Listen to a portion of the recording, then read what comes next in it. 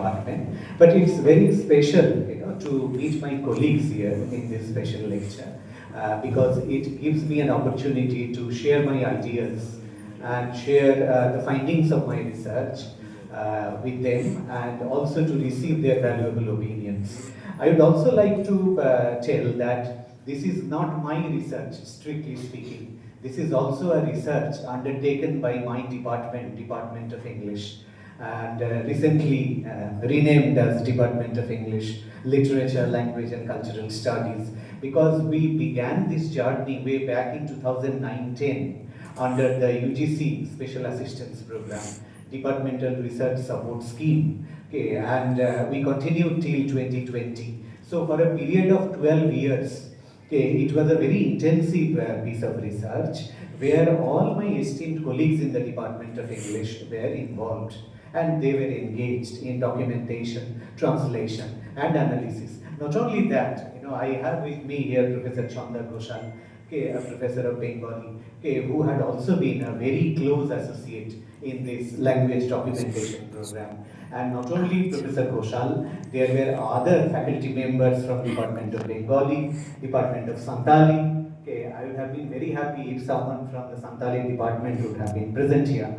And there are many faculty members from history, from sociology, from anthropology. Okay, we have many faculty members who actually joined together to make this interdisciplinary research successful. Now, as there is a paucity of time, I would like to go directly to my presentation. Endangered Languages and Cultures of Eastern India, an Inquest. In fact, this is actually a continuation of the keynote said by Professor Ramakrishna Maiti in his first lecture, that how there is a crisis, okay, an endangerment, and also an injustice. So this injustice is also visible in the domain of the languages of different indigenous communities, different tribal groups, okay, different marginalized communities. And I have used the word inquest, which is a legally loaded term, to make it apparently clear that we are actually doing a post-mortem of many dead languages and cultures. Because by now, that is on 3rd December 2025, okay, when we are talking about endangered languages and cultures, okay, more than 50% of these languages are already extinct. So we are actually writing the epitaph of many dead languages and cultures through this lecture. I refer to the global situation, begin with Ujeru Nalikal, an Australian Aboriginal poet activist, and who was very concerned with the large-scale massacre of the Aboriginal languages in Australia as a result of the White Australia policy. So there was a brutal attempt to assimilate the Aboriginal languages and cultures into the White Australian discourse. I refer to her famous poem, Assimilation, No. Look at the identity crisis that is quite manifest in these lines. We must surrender now much that we love. The old freedoms for new musts. Your world for ours. Do not ask of us to be deserters, to disown our mother, to change the unchangeable. The gum cannot be trained into an oak. Okay, the last metaphor is quite compelling. That is, you cannot give it back. The gum cannot be trained into an oak. Impossible. I quote another poem, a very famous poem, Integration. Yes. Where we come to know about the price of survival of these Aboriginal communities. Look, eagerly we must learn to change. Learn new needs we never wanted. Look at the irony. New compulsions never needed. The price of survival. No, not assimilation, but integration. She highlights the concept of integration. Not submergence, but our uplifting. So black and white may go forward together. So this was very optimistic, and she was a die-hard optimist. But the Australian Aboriginal situation was quite bleak and full of despair. Another poem I would like to refer to here, okay, and this poem can be connected to the discourse of environmental disaster, ecological disaster, okay, and the loss of indigenous tribes, the inevitable loss. The eagle is gone, the emu and the kangaroo are gone from this place. The Bora ring is gone. It's a very sacred space, Bora ring. The Korobori is gone. It's a very important community festival. And we are going. And we are going, the human beings. So it's a very sad story which we find here. Here is a photograph of the Bora ring. And this Bora ring was essential for the initiation of the Aboriginal tribal group members, initiation into their Aboriginal identity. They had to overcome many obstacles, overcome different types of fear. Okay, so that was the testing ground, Bora ring, which was later, vitiated, desecrated, and defiled for gold mining and coal mining activities. This is Korobori, a community festival. It's a sketch, okay, a colored sketch of the Korobori, okay, which could be found no more. And a very brief account of the languages, Aboriginal languages which have perished in the Australian context. Okay, and you can look at the numbers, one, all of them are extinct by this time. Okay, and there is a count, by the white Australian government, okay, a count which would generally negate the existence of any language speaker. Now I move to the Indian situation, the Eastern Indian situation to be more precise, because I referred to Padma Shri, late Professor Ramdayal Munda, okay, the Vice Chancellor of Ranchi University, and a great scholar activist of the Munda community. Okay, Professor Ramdayal Munda said, to separate the Adivasi from his land is to stop his breathing. If you want to see an Adivasi's extinction, take him away from his land, as it is happening at present. It is a strange irony that when the Adivasi could lead a life of self-reliance, he is being compelled to become disabled and parasitic. Okay, so this is a very poignant reflection, and it refers to the Adivasi way of life, how it is in crisis, how it is jeopardized, language, culture, okay, their folklore, their food habits, their way of living, everything, their worldview, everything is threatened. And I continue this lecture. This is actually an excerpt from his lecture. The Adivasi, after having been uprooted from his land through the establishment of big projects in the name of public interest and national development, is ending up in slums in the peripheries of modern cosmopolitan cities as an army of landless laborers and domestic servants, losing altogether their self-reliance and self-esteem. Okay, I would like to advise here my scholars and students, to read some autobiographies by the denotified and nomadic tribes, the DNTs. Okay, and these denotified and nomadic tribes are mostly located in the very barren areas of Maharashtra and adjacent Madhya Pradesh, some parts of Chhattisgarh. Okay, so the heart of central India, you will find many of these denotified tribes and who are denied of any kind of recognition. Okay, who live as an extra element in the human population. And you will be surprised to know the nature and extent of humiliation, pain and suffering which these communities have to go through. Now, December 16, 1946, it was a very important date because the Constituent Assembly was deliberating on the draft of the new constitution for the pre-independent India, and there were political stalwarts, Dr. Rajendra Prasad, Pandit Nehru, Sardar Patel, Dr. Ambedkar, and Sarojini Naidu. Okay, and this debate is important because what will happen in this debate that Dr. Jaipal Singh Munda was there. Okay, he was the representative of the Munda community. And a 43-year-old prominent leader from present-day Jharkhand, Jaipal Singh Munda presented the concerns of the indigenous people of India. Okay, what Dr. Ambedkar did for the Dalit population, Dr. Jaipal Singh Munda attempted to do for the tribal population. But he is an unsung hero. And educated at Oxford, Munda was a writer and an Olympic hockey player. He held his distinguished audience spellbound with his electrifying speech. Okay.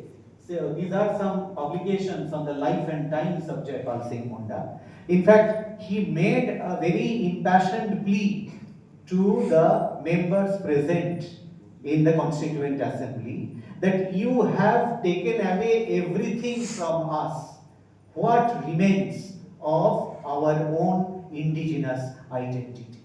Can we really connect to the idea of this constitution? Can we really feel ourselves integrated to this idea? So it was a very impassioned speech. So Munda was asking for a separate homeland for the tribes of central India within the democratic structure, he said. In fact, this was an idea which was supported by Verrier Elwin, okay, who was the chief advisor to Pandit Nehru on tribal matters. Okay, so Verrier Elwin's stance was also similar.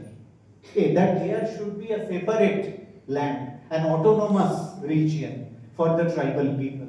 Otherwise, what would happen? That Verrier Elwin said that the upper caste neighbors of these tribal people would completely assimilate them into their fold. So they will lose their own identity. That was the argument. He was convinced that if they did not consolidate forces, their exploitation would continue.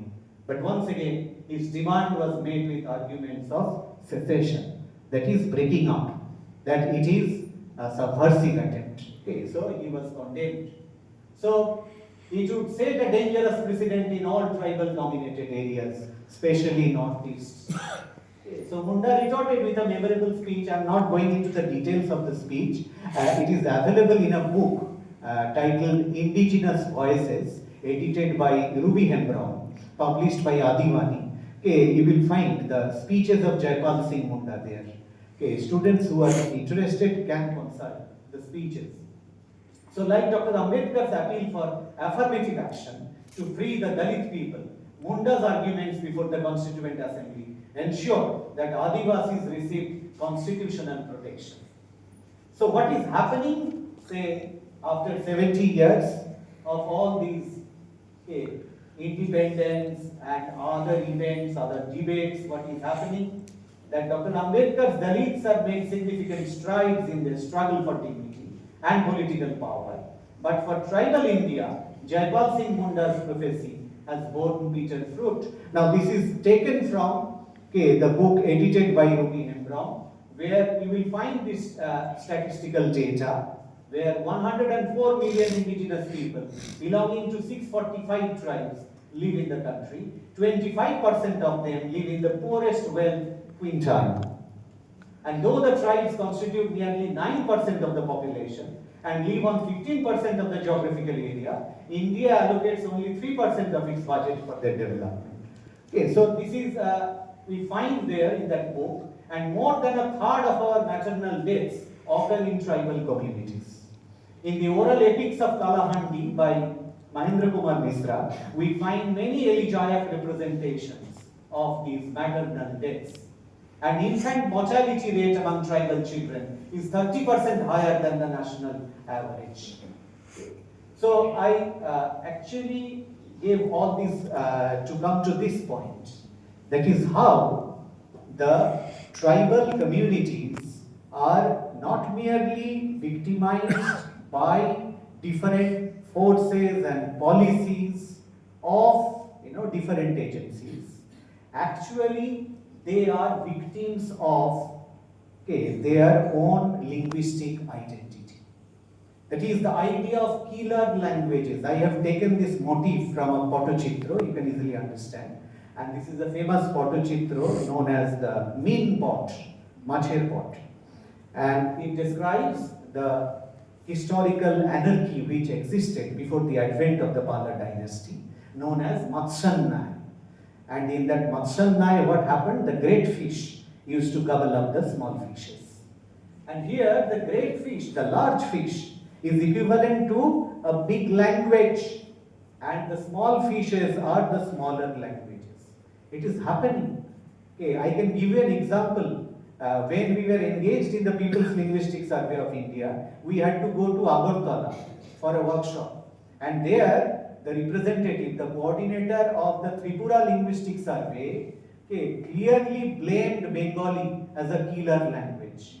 He said that because of Bengali, Hok Borok was not being used by people. And Hok Borok suffers because of Bengali. Okay, I give you this example only to highlight the fact that the idea of the dominant and the dominated, okay, it is actually relative. Okay, it depends upon the context. Wherever there is a predominance of a particular tradition, linguistic tradition, that tradition tries to assimilate and make it homogeneous. That is a natural tendency, to assimilate. So there is a cultural amnesia. Okay, this is a term coined by Professor Jain Devi. Amnesia, is a medical condition where we forget. We forget, our memories are lost. And cultural amnesia means the cultural memory is lost. Okay. And what happens? There is a precarious position in the language politics of the 21st century. The minority languages are on the vanguard of a cultural amnesia, ushered in by the majority languages. Okay, that you should forget. As Macaulay said, that your knowledge system, your writings may actually cover up one shelf in the British Library, not more than that. Okay, so your output, intellectual output is minimal. Okay, so we can conquer you and we can also teach you. Okay, we can bring light to the heart of darkness. So the colonial tradition did not help in the development of the Desi or the Bhasha theory. Okay, that is the marginalized local languages. In fact, since the time of Sir William Jones, we find that the Western cognitive categories were applied to identify a language, to give a language the status of a language. Hence, the oral communities were excluded. That everything oral was excluded. You don't have a script, you are not a language. Okay, if that were the reason, then English could never be a language, because English does not have any script of its own. It uses the Roman script. Okay, but we are imposing this condition upon the tribal languages because they are not as powerful as English. Okay.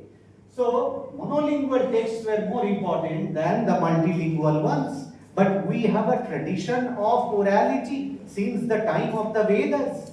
The Vedas were known as Shrutis because they were oral and they were transmitted orally. And it was purely a mnemonic culture, that is culture based upon memory. Transmission of memory. And Mahabharata itself is a multilingual text. You will find the use of Sanskrit and Prakrit in a major way in Mahabharata. So there is a vicious irony. The idea of a nation state is implicit in the idea of one language. One language to preserve national unity. And what happens? That it puts stress on the subnational languages for forced alignment. That we should have one language, one country, one culture. Okay. So that is the problem. And these subnational or regional languages, once again, expect migration of smaller language communities, okay, as a result of development. Okay, so they expect, the regional languages expect that even smaller languages, that is the tribal languages, languages of the minority, okay, so they should be assimilated, while regional languages feel uneasy in the face of mega languages. What are the mega languages? A language like English, mega language. Okay, even in the context of India, we can say Hindi is a mega language. Okay, so because Hindi is now in the, I think, in the third or fourth position in terms of the number of speakers all over the world. Okay, Hindi is now in the fourth position. Okay, and Bangla is now in the seventh position. Okay, worldwide record. Okay. So grave concerns of the 21st century. What is that? The hierarchy of fear and anxiety in all languages of the world. Okay. In USA, I have seen that there is a great anxiety about the use of Chinese Mandarin. Okay, there is a distrust, okay, and disbelief in the Chinese students. What are they using in their app? What information are they sending to their home? Okay, and it has reached such a proportion, this anxiety, that in the University of Wisconsin-Madison, and I think it's an American policy, it has been made mandatory that all the supervisors who have Chinese scholars must know Chinese to understand, okay, the nature of transmission of data and knowledge to their home country. Is it happening? Okay, so that is a big question. Although English is number one, okay, it is closely followed by Chinese Mandarin. That is in number two. So even continental varieties of mega languages are threatening. Continental languages. Actually, English, the received standard English, originated in the West Midland area of the United Kingdom. And how many speakers were there? A few thousand speakers. But that became standard. But now what happens? That we have developed many continental varieties. For example, Indian English speakers are much more than the speakers of the received standard English. And there are many South Asian, Southeast Asian, many varieties, African variety, okay, many other varieties are there. So there is a concern about in the mega languages also.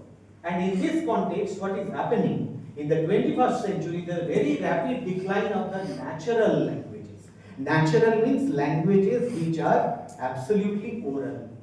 Languages which don't have any writing systems. So those languages are definitely in danger. Look at the language census. In the 1961 census, okay, 1,652 mother tongues were recorded. But what happened in the 1971 census? The number was drastically reduced to 108. What was the reason? That there was a 109 slot in which all other languages were dumped as all others. So this is a perfect example of othering, otherization, that you are subaltern. Okay, all these languages. So these are tribal languages, mostly in the central India, okay, which were not recognized because they were absolutely oral without any scripts. Excuse me. Is the global or is the Indian? Indian situation. Language census means the language census which is conducted every 10 years in India. Yes. So, according to the linguistic survey by George Abraham Grierson, which was done during a period 1894 to 1927, it was the first major colonial attempt to document the languages. Okay, so the number was 733, and in the 2001 census, it was only 122.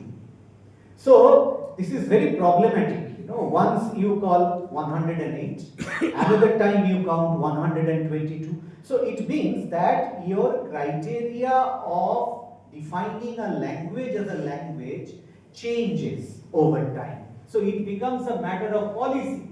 In fact, Grierson completely de-recognized these languages as language proper. Khadiya, Kudmali, Malpahadia and others. In fact, Kudmali, in case of Kudmali, here Chanda madam is present. He says, Grierson says that it's a mixed sub-dialect of Bangla. Mixed sub-dialect, not even a language, not even a dialect, not even a sub-dialect, but a mixed sub-dialect.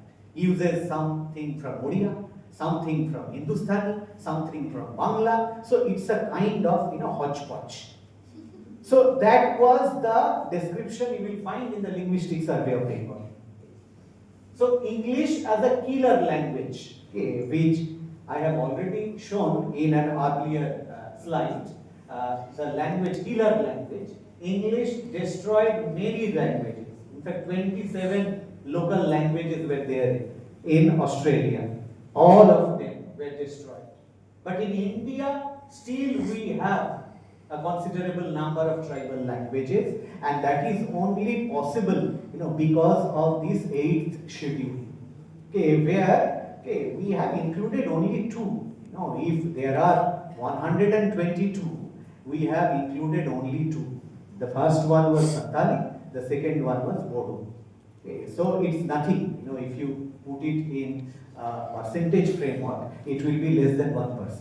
Okay. So this is actually the situation. So there are several causes of endangerment because these are endangered languages. Government policy of recognizing only those languages that have a speaker base of more than 10,000. So if you don't have a speaker base, you are not recognized as a language. God forbid, if someday it happens that the speaker of a Bangla language is less than 10,000, Bangla will cease to be a language. If we depend upon the count of heads. So that is very problematic. And very few schools are teaching in tribal languages due to non-recognition and increasing importance of Hindi and English as dominant languages at the national level. Look, my presentation is not to contest Hindi and English. The spirit of my presentation is to highlight the fact that Hindi and English are actually dominating and covering the space, appropriating the space, and thereby eclipsing the linguistic identity of the indigenous communities. That is a sad fact. And there is another statistical data provided here. 1/5 of India's linguistic heritage has been extinct over the last 50 years. And for a country like India, ranked 9th among the top linguistically diverse countries, the most linguistically diverse country in the world is Papua New Guinea. So India is ranked 9th. It is a profoundly disturbing situation and needs urgent public attention. And if bhashas die at this rate, bhashas refer to the local languages. If they die at this rate, it is estimated that over the next 50 years, we will see the extinction of most of the bhashas spoken by the nomadic communities and Adivasis. Nomadic communities are even less privileged than the Adivasis, the DNTs, denotified and nomadic tribes, because they have to carry the stigma of criminality. That is important, historical part. So India, like Australia, has also developed stolen generations. The idea is, after independence, when ST status was given to many indigenous groups, what happened that there was definitely reservation for them in education and government job. But what happened that the people, the beneficiaries of these government policies, actually became disconnected from their roots. So it is not at all any critical comment upon the disconnect, but it is actually an observed fact that many of them were assimilated into the mainstream, like the stolen generations in Australia. The old tribal grandparents cast development discourse for this assimilation. They are forgetting their roots, language, music, and tribal art. Whether this is good or bad is a matter of a separate debate. But they are losing their mother tongue. They are losing their own language. So assimilation and amnesia are two major concerns for many tribal communities. I have referred to that book by Barrier Elving, The Aboriginals, published in 1944, where he warned that a chapter of Indian culture would be lost if tribal culture is not preserved. So language endangerment is a global phenomenon, and it is also reflected in the Indian context, and we have found a professor from Jawaharlal Nehru University, Professor Anvita Appi, who wrote a book on endangered languages of the Andaman Islands, and she focused on the Bo language. The last speaker of the Bo language was Boa Senior. She was a spinster. and she died at the age of 85 in January 2010.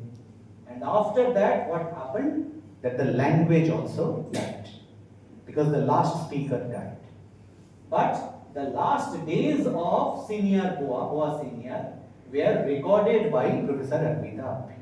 So she did a very investigative field research where she spent time with the last speaker of that language community.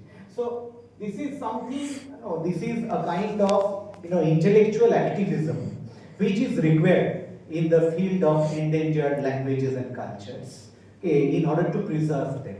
In fact, she received Padma Shri for her contribution for language preservation. now in these slides I have given you a brief Catalogue of the languages which we have identified during our People's Linguistic Survey of India, mostly in eastern India and also in the northeast. and they are found in other places in the neighboring countries as well. I have given also the names of the Community resource persons, the major community resource persons with whom we had worked together. My colleagues can also identify them. Baigani, Bedia, Birhot, Bodo. There are many. I have Arranged them alphabetically. And if you consult the book in a publication of 2019, The Languages of West Bengal, you will find chapters devoted to each and every language recorded here or mentioned in this slide. Dhimal, very few speakers of Dhimal survive. There is one Dhimal activist, Gorjan Mollik Dhimal, the first graduate of that community. They live in the Naxalbari area, and he was a school teacher. He has now retired. He has written Dhimal Bhashar Byakoran, developed a primer of Dhimal language. So even in South Bengal, there is a language, Kolho or Kolhaya, and there is a resource person, Kartik Chandra Bhavanda, who has come up with a primer, Kolho Bhashar Byakoran. So these are attempts by the indigenous people to document their own language, to develop primers in their language, so that the next generation can at least know about the structure of the language, the phonological, morphological, syntactic features of the language. So this is an attempt to preserve the language. I have given you all the names of the languages which are arranged alphabetically. Toto is a critically endangered language. You will find it in Totopada in Alipurduar.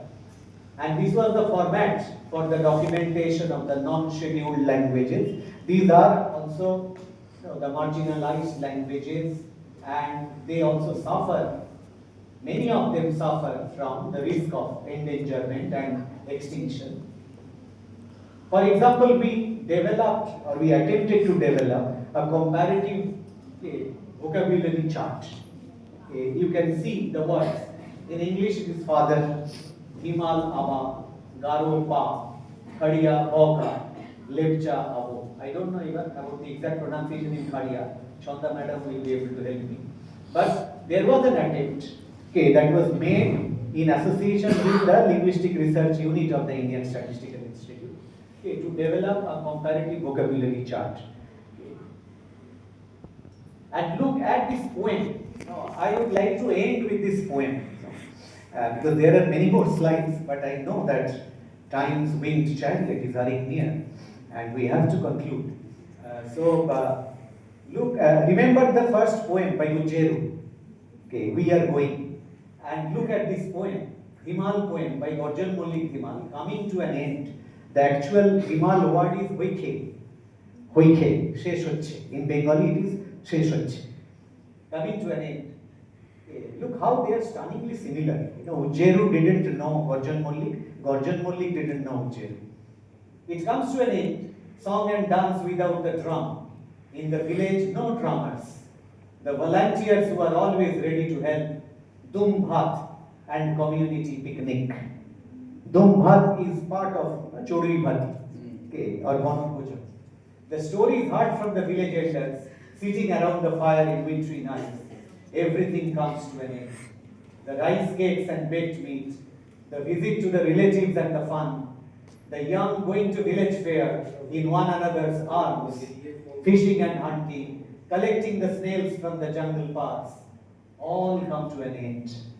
Coming to an end gradually, the tigers in the forest, okay, the eagle is gone, the emu is gone, okay, the kangaroo is gone. Similarly, the tigers in the forest, the jungle birds, the water in the river, the laughter in the eyes. Coming to an end the forest, men folk wearing loincloths in their muscular body. I remain a passive onlooker. That is, the poet is probably the only witness who is forced to watch this collective tragedy. Okay. It is a tragedy which is inevitable, and the poet is probably the only witness who has to record this gradual extinction of a language, of a culture. Thank you.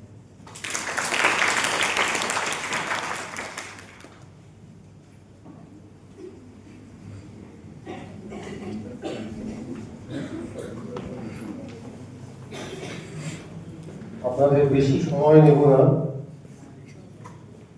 একটা কথা বলতেই হয়। যখন আগে রামকৃষ্ণবাবুর বক্তৃতার সময় বসেছিলাম, আমার একটা অনুভূতি হচ্ছিল যে জিওগ্রাফি পড়লাম না কেন, জিওগ্রাফি পড়লে তো বেশ সব জিনিস নিয়ে চর্চা করা যেত। যদিও ক্লাইমেট চেঞ্জ অল্প বিস্তর সবাই আমরা জানি। আবার পরক্ষণে যখন ইন্দ্রনীল বাবু বলছিলেন এবং তার যখন বক্তৃতার মধ্যেখানে উনি চলে এসেছেন, তখন মনে হচ্ছিল যে না, ইংলিশটাই বোধহয় পড়লে হবে। আশা করি আমি বোঝাতে পারলাম আমি কি বলতে চাইছি। এই যে বিষয়টার উপরে যেটা উনি বললেন, এটা সত্যি একটা ভাবার মতো বিষয়। উনি কারণগুলো খুব সঠিকভাবে বলে দিয়েছেন।